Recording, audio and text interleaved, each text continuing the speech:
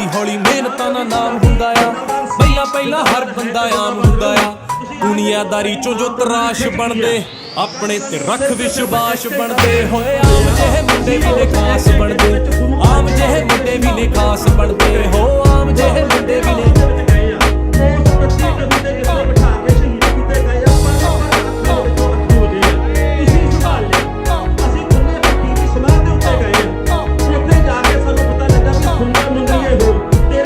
ਸੱਚਾ ਸੋਚ ਉੱਚੀ ਮਿਹਨਤੀ ਵੀ ਹੋਵੇ ਜਿਹੜਾ ਉਸ ਬੰਦੇ ਦੀ ਤਰੱਕੀ ਫਟਾਫਟ ਹੁੰਦੀ ਆ।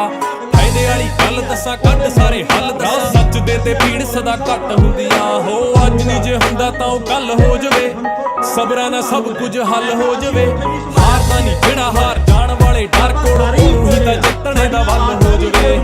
ਮਿਲਦੀ ਪਰੋਸੀ ਨਹੀਂ ਉਹ ਕਾਮਯਾਬੀ ਥਾਲ ਵਿੱਚ, ਪਹਿਲਾਂ ਪਹਿਲਾਂ ਔਕੜਾਂ ਵੀ ਪੇਸ਼ ਹੁੰਦੀਆਂ। ਆਪੇ ਬੰਦਾ ਸਿੱਖ ਜਾਂਦਾ ਖਾ ਖਾ ਕੇ